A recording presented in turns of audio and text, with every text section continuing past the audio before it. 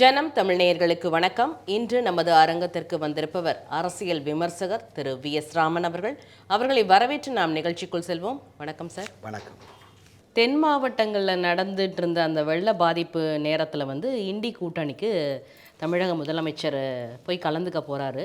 அப்போ அந்த இடத்துல மம்தா பானர்ஜி பேசும்போது பாஜகவை வீழ்த்துவது மிகவும் கடினம், அது சுலபமான விஷயம் அல்ல அப்படின்ற மாதிரி சொல்கிறாங்க. இது எதனால நீங்கள் நினைக்கிறீங்க? கொள்ளையடித்து கொள்ளையே குறிக்கோளாக எல்லாரும் தேர்ந்தெடுத்து நக்கம் இருக்க மாட்டாங்க. ஆனால் அப்போது அவங்களுக்கு இந்த ஐஎன்டிஏ கூட்டணி ஏன் ஆரம்பித்தாங்கன்னா பிஜேபி வீழ்த்த வேண்டும்.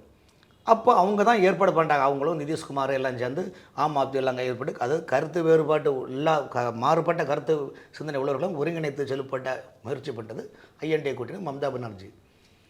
இவர்கள் நினைச்சது என்ன நடந்தது ஒன்று என்ன, சட்டமன்ற தேர்தலில் 5 மாநில தேர்தலில் பார்த்தீங்கன்னா டிசம்பர் 3 கவுண்டிங்கில் பார்த்தா 3 ஸ்டேட்டை பிஜேபி பிடிச்சிட்டு, சத்தீஸ்கர், மத்திய பிரதேசம், ராஜஸ்தான். ஸோ அதுக்கு பிறகு ஐஎன்டிஏ கூட்டணியில் ஆளுங்கட்சி இருக்கக்கூடியவர்கள் திமுக விட்டுருங்க, மேற்கு வங்கத்தில் நிதிஷ்குமாரும் சரி, கேரளா கம்யூனிஸ்டும் சரி, இவங்க இது மேற்கு வங்கத்தில் திரிணாமுல் காங்கிரஸ் எல்லாருமே ஒரு டிஸ்கஸ் பண்ணிட்டாங்க. பீகார் நிதிஷ்குமார்லாம் என்ன பிரச்சனை, இந்த வெற்றி எப்படி வந்தது, எங்கே நமக்கு சுணக்கம், எங்கே மைனஸ், எங்கே ப்ளஸ்ன்னு பார்த்தீங்களா? வட இந்தியாவில் பிஜேபி இவ்வளோ பெரிய எழுச்சி வர காரணம் ஐஎன்டிஏ என்ற புள்ளி வச்ச கூட்டணிக்கு தமிழ்நாட்டை சேர்ந்த பட்டத்து இளவரசர் கொல்லி வச்சு தான் காரணமே ஆகிப்போச்சு. கொல்லி வச்சு தான் காரணம், இதனால தான் இவ்வளோ பெரிய வீழ்ச்சி. அப்போ இப்படிப்பட்ட ஆட்களில் கூட பயணித்தா நாம் என்ன ஆகும்? பிச்சை பாத்திரம் ஏந்தி வந்தேன் ஐயனே பொன் ஐயனே நிலைப்பட ஆயிடக்கூடாது. ஆகவே எழுமின் விளிமின் என்று விவேகானந்தருடைய கொள்கையை போல் நாம் இப்போலே இந்த ஐஎன்டிஏ கூட்டணி கிளட்டி விட்டுட்டு நமக்குன்னு இண்டிவிஜுவல் கப்பேசில் நின்னோம்னா பிரச்சனை இல்லை. என்னுள்ள நிலைப்பாட்டில் நிதிஷ்குமார் சார் அண்ணனும் வந்துட்டாங்க, மம்தா பானர்ஜி திரிணாமுல் காங்கிரஸும் அந்த நிலைப்பாடு வந்துட்டாங்க. இதில் ஆம் ஆத்மி இப்போ மூச்சே இல்லாமல் இருக்குது. இந்த நிலைப்பாடில் வரும்போது என்ன காரணம் சொல்லும்போது, அப்போ ஏற்கனவே ஒரு சனாதனத்தை ஒழிப்போம்னு பட்டத்து இளவரசர் சொன்ன உடனே அந்த அம்மையார் தான் ஃபஸ்ட்டு குரல் கொடுத்தாங்க, இது தேவையில்லாத மேட்ரு, நீங்கள் இதுக்கு மதத்தில் வாரீங்கன்னு சொல்லி காங்கிரஸ் கட்சியிலே எதிர்ப்பு கொடுத்தாங்க. ஏன் திமுகவை சேர்ந்த பார்லிமெண்ட் குழு தலைவர்னா டிஆர் போல் அண்ணனே அதை எதிர்த்தார். எதை பேசணும் அதை பேசு, எவனா சொல்லி கொடுத்தா அதை பேசலாமா? குழப்பத்தை நீயா ஓட்டுக்கு அப்புறம் நான் போய் ஒடுக்க நாங்கள் ஜனங்கள்கிட்ட டெல்லியில் பத்திரிக்காரன் என்ன தான் கேட்பான், நான் பதில் சொல்ல முடியல என்னால். நல்லது சரி அப்படியே கொஞ்சம் திரும்பவும் அப்படி தான் சொல்லுவேன். என்ன அர்த்தங்க, ஆட்சி அதிகாரங்களை இப்படி அப்படி தான் சொல்லுவேன்னா அப்போ உங்களுக்கு பின்னால் யார் இருக்கிறா? கிறிஸ்தவ மிஷினரிகள் உங்களை இயக்கி கொண்டிருக்கின்றது. அது இந்த பின்னோட்டம் காரணம் என்ன? திராவிட மாடலை இந்தியா முழுவதும் பரவச்சது ஐஎன்டியுடைய நோக்கம். என்னவென்றால் இந்தியாவில் இருக்கக்கூடிய 20% சிறுபான்மை மக்களுடைய வாக்குகளை சிதறாமல் வாங்குவோம்னு சொல்லும்போது தான் பாஜக ஒரு ஸ்டெப் எடுக்குது. என்ன ஸ்டெப் எடுக்குதுன்னா, அப்போ இந்த சிறுபான்மை மக்கள் பிஜேபி எங்கேயுமே சிறுபான்மை மக்களை ஓட்டு என்ன வேண்டாம்னு சொல்லலை. இன்னும் சொல்ல போனால் இந்தியாவில் சிறுபான்மை மக்களுடைய ஒற்றுமை உலகத்தில் எங்கேயும் இப்படி நிம்மதியாக வாழ முடியாது. எல்லா சௌகரியத்தோடும் இந்தியாவில் வாழ்ந்துட்டு இருக்கிறாங்க. ஆனால் அவங்கள பிரிவினை பாதம் பண்ணுது ஐஎன்டி என்ற பிராண்டு தான் இந்த பிரிவினையை தூண்டுது. இதெல்லாம் அவங்க ஆராய்ச்சி பண்ணுறாங்க. இப்போ ஆராய்ச்சி பண்ணும்போது இப்போ 2 நாள் 3 நாள் முன்னாடி நடந்த ஐஎன்டி கூட்டணியில் மம்தா பானர்ஜி அவங்க என்ன சொல்கிறாங்கன்னா, தேர்தலுக்கு பிறகு நம்ம யோசிக்கலாம் யார் பிரதமர் வேட்பாளர் என்பது. ஆகவே இந்த மாறுபட்ட கருத்துக்கள் நிறைய நாளுக்கு நாள் பெருசாக போயிட்டுருக்குது. இது எவ்வளோ தூரம் இந்த வண்டி ஓடுன்னு சொல்ல முடியாது என்று சொல்லி இந்த முறை நடந்த ஐஎன்டிஏ கூட்டணியில் மேற்கு வங்கத்தினுடைய முதலமைச்சரோ பீகார் முதலமைச்சரோ திமுகவை கண்டே கொள்ளவில்லை. சோசியல் மீடியா காட்டிட்டாங்களா இல்லையா? அந்த கூட்டணிக்கு அந்த கூட்டணி அமைப்பு சார்பில் சோனியா காந்தி அம்மையார் அவர்கள் எல்லா தலைவரையும் சென்று நடைய சேர்ந்து வணக்கம் வணக்கம் வணக்கம்னு சொன்னாங்க. ஆனால் உண்மையில் எனக்கு அதாவது எங்களை பொறுத்த வரைக்கும் ஒரு தமிழ்நாடு முதலமைச்சர் 1000 தான் நம்ம கருத்துக்கள் சொன்னாலும் நமக்கும் அவர் தான் முதலமைச்சர். அந்த முதலமைச்சரை பார்க்கும்போது வணக்கம் கூட சொல்லுங்கள், திரும்பி பார்க்காம அப்படியே இன்னொருத்தர் பக்கத்தில் இருக்கிற சந்திக்கிறாங்க. அப்போ முதலமைச்சரும் பார்லிமெண்ட் குழு தலைவரும் திமுக குழு தலைவர் டிஆர் போல என்னடா நம்மளை மறந்துட்டாங்களாம் பார்த்தா கண்டுக்கிடவே இல்லை. நமக்கு அவமானமாக இருக்குது.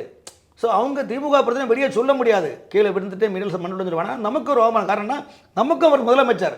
ஆனால் ஐஎன்டி கூட்டணியில் இருக்க ஒரு தலைவர் எல்லா தலைவரையும் சந்திக்கின்ற போது இந்த முதலமைச்சரும் நம்முடைய முதலமைச்சரும் நம்முடைய எம்பி இருக்கின்ற போது திரும்பி கூட பார்க்காம போகிறாங்கன்னா அப்போ என்ன அர்த்தம்? உள்ளுக்குள்ளே விரிசல் ஆகிவிட்டதுன்னு அர்த்தம். ரெண்டாவது, அதனால தான் நிதிஷ்குமார் சொன்னார் பாருங்கள், போன முறை கூட்டணிக்கு ஐஎன்டிஏ நடத்த கூட்டணியில் காப்பி கொடுத்தாங்க, பிஸ்கட் கொடுத்தாங்க, சமோசம் கொடுத்தாங்க. இந்த முறை காங்கிரஸில் பணம் கிடையாது, சமோசாவே கொடுக்கல, நக்கல் அடிக்கிறாரு. அப்போ புரியுதா? நிதிஷ்குமார் ஒன்றும் சாதன ஆள் கிடையாது, மிகப்பெரிய அறிவார்ந்த சிந்தனையாளர். அவர் கடைசியில் என்ன சொல்கிறாரு பார்த்தீங்களா? ஹிந்தியில் பேசுகிறாரு. இவங்க வந்து ஹிந்தி தெரியாமல் அப்படியே ஏன் அவங்களோட ஹிந்தி தெரியாது போடான்னு சொல்ல முடியாதுன்னு, ஹிந்தி தெரியா படா நான் சொல்ல மாட்டேன்னு சொன்னேன். அங்கே போய் அப்படியே இருக்கு. அவர் என்ன சொன்னார் பார்த்தீங்களா, ஏங்க மொழியை போய் குழப்பத்தை ஏற்படுத்தாதீங்க, ஒரு நாட்டுக்கு 3 மொழி தேவை, அதில் விட்டுட்டு போயிருங்களேன், பிள்ளைங்க படிக்கட்டுமே. அதை விடுத்துக்கிட்டு நீ தமிழை டிரான்ஸ்லேட் பண்ண இன்னொரு தமிழ் சொல்லிட்டு அதில் அவங்க மூக்கறுப்பட்டாங்க. மூக்கறுப்பட்டுனால ஐஎன்டிஏ கூட்டணி இப்போ கேள்விக்குறியாக கூட்டுகிறது. ஆனால் இதில் என்ன விஷயம்னா, கழிந்த விடம் நம்முடைய பிரதமர் சொன்னார், இந்தியாவில் எதிர்க்கட்சியே இல்லாத ஒரு நிலைமை உருவாகி உள்ளது. எதிர்க்கட்சி ஒன்று இருந்தால் தானே அவர்கள் இதன் கேட்கப்படுவது நமக்கு ஒரு ஆர்வத்தை தூண்டக்கூடிய நிலைமையில் இருக்கும். இன்னு ஒன்று ஐஎன்டிஏ என்ற புள்ளி வச்ச கூட்டணி வச்சாங்க. வச்சோன்னா நம்முடைய இளவரசர் கொல்லி வச்சுட்டாரு, முடிஞ்சு போச்சு, கதை முடிஞ்சு போச்சு. இப்போ என்ன ஆகி போச்சு, ஐஎன்டிஏவில் விரிசலாகி போச்சு, எல்லோரும் திருப்பி பார்க்காம அப்படியே ஓட்டிகிட்டு இருக்கிறாங்க. இப்போ திரும்பவும் பார்த்தீங்கன்னா பிரதமர் கூட நினச்சார் பரவாயில்ல ஏடி எதிர்க்கட்சி ஸ்ட்ராங்காக தான் இருக்குதுன்னு நினச்சார். இப்போ பிரதமர் சொன்னது ஆரம்பத்தில் வேத வாக்கு மாதிரி பழிச்சு போச்சு. பார்த்தீங்களா, எதிர்க்கட்சியே இல்லாத நிலைமை இப்போ நமக்கே வருத்த மாட்டேன். இந்தியாவில் வலுவான எதிர்க்கட்சியே இல்லாமல் இருக்குதுன்னு சொல்லும்போது இருந்து என்ன புரியுது, 2024 பிரதமர் ஆவது, மோடி பிரதமர் ஆவது திண்ணம் என்பதை ஐஎன்டிஏ கூட்டணிக்கு நன்றி சொல்லணும். காரணம், இந்த பிஜேபியை இவ்வளோ உத்வேகம் ஆக்கி, இந்தியாவுடைய பெரும்பான்மை ஒற்றுமையாக்கி, எல்லோரும் தேசத்தை நோக்கி பயணித்த வைக்கக்கூடிய பெருமை ஐஎன்டிஏக்கு தான் சாரும். இவர்களுடைய சாதனை இவங்க பண்ணல. அத்தனை இந்தியாவில் சிறுபான்மை மக்களை டுஷ் பண்ணிவிட்டு அதுக்கு சாதகமாக ஹிண்டன்பர்க்கு, அதுக்கு சாதகமாக பிபிசி, அதுக்கு சாதகமாக ஐரோப்பியனுடைய மிஷினரிகளாம் வச்சு ஏவல் என்னென்னமோ பண்ணலாம் பார்த்தாங்க, ஒன்றும் முடியலை. இன்றைக்கி நிலைமை என்ன? ஸோ இது எதை விதைத்தோமோ அதை தான் நம்ம அறுவடை பண்ண முடியும். கர்மா ஒருபோதும் யாரையும் சும்மா விடாது. நீங்கள் ஒரு குண்டூசி எடுத்து ஒருத்தரை குத்தினால் அந்த குண்டூசி தண்டனை உங்களுக்கு கண்டிப்பாக கிடைக்கும்ன்றது மகாபாரதம் வருகின்றது, ராமாயணம் சொல்கின்றது. இவர்களை இதிகாசத்தை பற்றியே பேச மாட்டாங்க. ஆகவே டெல்லியில் இந்த ஐஎன்டிஏ கூட்டணியில் சென்று முதலமைச்சரை சோனியா காந்தி அவர்கள் அவமானப்படுத்தி விட்டார்களே என்பது எங்களுக்கும் வேதனை தான் இருக்குது. ஆனால் இது போன்ற சம்பவங்கள் எதுக்கு தேவையில்லாமல் அப்படி பண்ணக்கூடாது. இப்போ நீங்கள் என்ன தான் மழை பெஞ்சாலும் யார்கிட்ட போய் நிற்கணுமா, பிரதமர்கிட்ட போய் நிற்கணும்.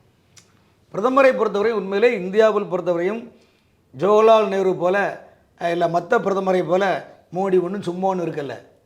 இந்தியாவில் ஏங்க ஒரு நல்ல கருத்துக்களை உள்ள ஒரு சினிமா பாட்டு கூட நீங்கள் பார்த்தீங்கன்னா நல்ல பாட்டாக இருந்தால் தான் நம்ம அதை ரசிக்கிறோம், நல்ல கதையாக இருந்தால் நம்ம குடும்பத்தில் போய் பார்க்குறோம். இது நிலைப்பாடு, மனிதனுடைய சராசரி நிலைப்பாடு. இந்தியாவை பொறுத்த வரைக்கும் ஒரு சிறந்த ஒரு மனிதர், ஒரு பிரதமர் உலகமே திரும்பி பார்க்குது. அது நமக்கு பெருமை தானே இல்லையா? நமக்கே ஒரு பெருமை தானே இருக்குது. பாஜகவில் உள்ள தொண்டர்கள் எல்லோரும் ஒரு பயிற்சி பட்டறையில் பயின்று எல்லோரும் பேதலாக இருக்கின்றாலும் அண்ணாமலை கொடுக்கக்கூடிய உத்வேகம் தான் அது காரணம். நீங்கள் ஒரு ஆட்சியில் வந்தோன்னா எல்லாரும் ஊழல் செய்யுங்கள். இந்த வசந்தமலை படத்தில் குடிச்சிட்டு சொல்லுவார் சிவாஜி, எல்லோரும் சூரிய நமஸ்காரம் பண்ணுங்கோன்னு சொல்லுவாங்க ஃப்ளைட்டில் உட்காந்துட்டு. அதே மாதிரி என்னுடைய ஆட்சி அமைந்து விட்டது, எல்லோரும் ஆட்சி அமைத்த 15வது நிமிடத்தில் காவிரியில் மண் திருடலாம் என்று சொன்னால் மண் திருட தான் செய்வாங்க, கொள்ளை அடிக்கிறதுனா கொள்ளை அடிக்க தான் செய்வாங்க. ஸோ இது மாதிரி தலைவன் எவ்வளியோ அதே போல தொண்டன் அவ்வளி தான் ஆவார்கள்.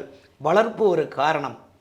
அதெல்லாம் சொல்லுவாங்க அந்த காலத்தில், எந்த குழந்தையும் நல்ல குழந்தை தான் மண்ணில் பிறக்கையிலே, அது நல்லவராவதும் தீயவராதும் அன்னை வளர்ப்பதிலே.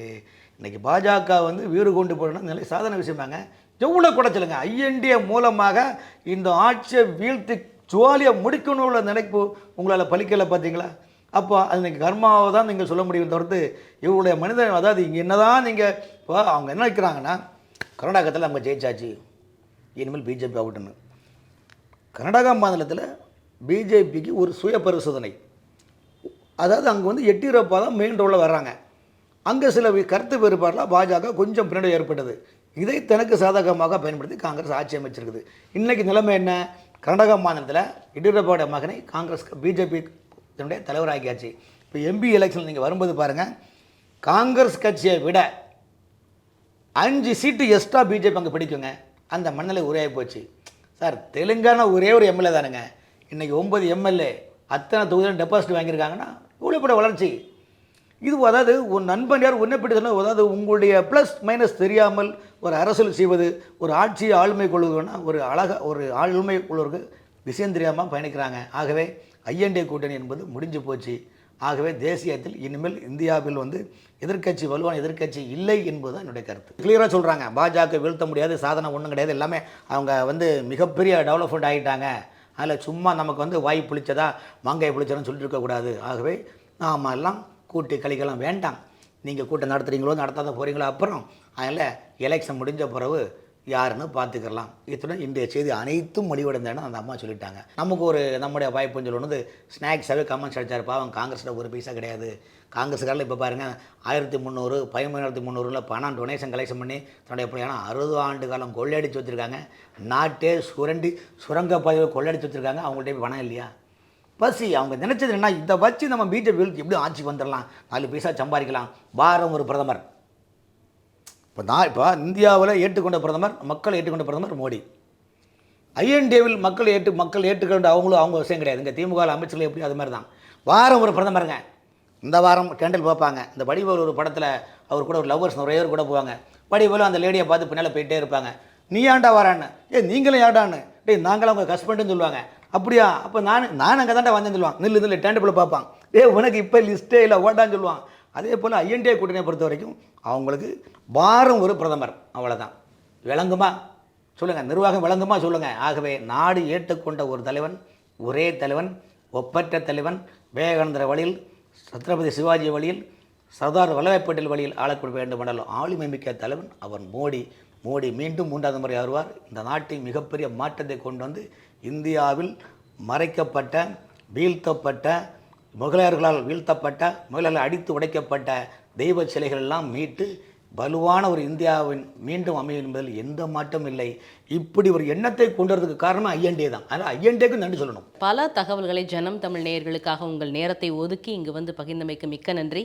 வணக்கம் நேயர்களே, மற்றும் ஒரு நிகழ்ச்சியில் சந்திப்போம். வணக்கம்.